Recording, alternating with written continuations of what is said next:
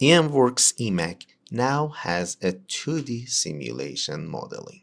It is much faster solver, and in many applications it is accurate enough. In this tutorial series, we will learn how to model, simulate, and extract the results of 2D solver. The first example that we will have is a very simple Halbach array modeled in 2D environment. We will start using the Autodesk Inventor CAD tool to create the geometry. Then we will consider the simulation workflow, and after simulation is analyzed, we will learn how to extract different type of results in post-processing stage. Let's start from beginning by creating a new project file. Let's close the previous project, and in the project tree, click on New Standard Project. First, you need to select a name for the simulation, and in the project tree, right-click on the design and choose New option. Name the design sheet, and in the CAD Model tab, we will start to create the parts that we need. Let's start to create the first part as Magnet 1 and click on OK. We have to select the plane that we are working on. I want to work on XY plane. Select that plane from the origin and click on Start a 2D sketch. I want to create a simple rectangle, and using dimension, we can modify the geometry precisely. For example, I want to model a standard magnet size. So for the length, I will choose 20 millimeter, and for the height, let's select it as 10 millimeter. The first part is created, and we just need to click on Patch option to cover the face that we created for this magnet. Click the face that we created and apply. Now we have a 2D geometry that created for the first part. For the other magnets, we will use pattern from the first part. Let's select the object, and from assembly menu, click on pattern.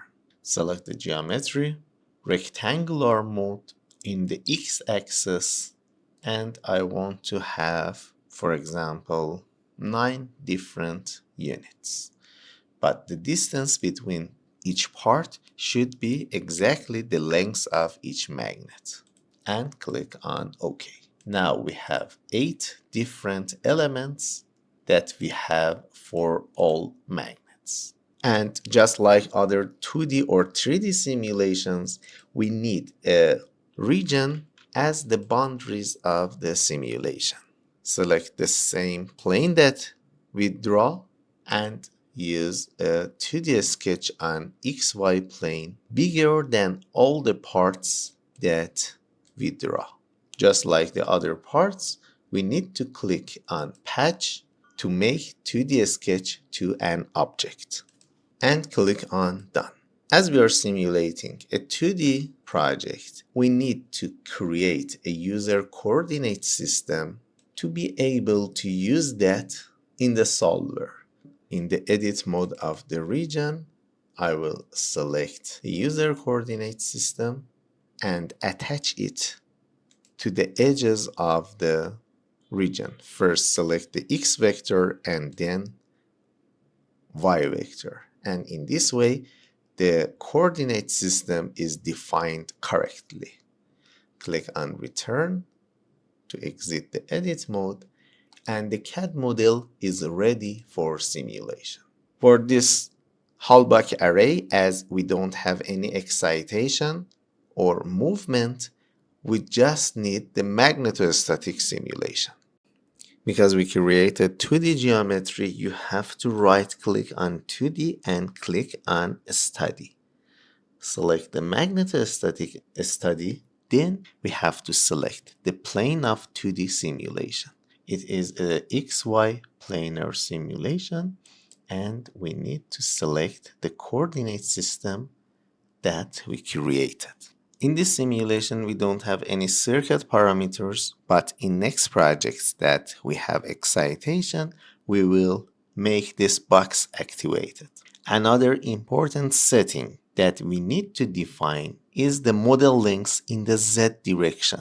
Into the simulation, we don't have Z axis, but if we want to get correct forces, torque, fields, and other stuff, we need to set model lengths correctly.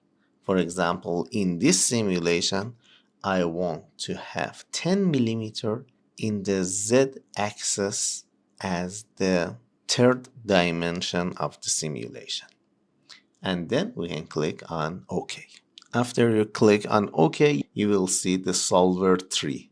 Like the other projects, we need to first dedicate the material, excitation, apply forces and torques, and then we can analyze the simulation after meshing. We have 9 magnets here. Let's select the magnet material from the material library and 42 neodymium magnets.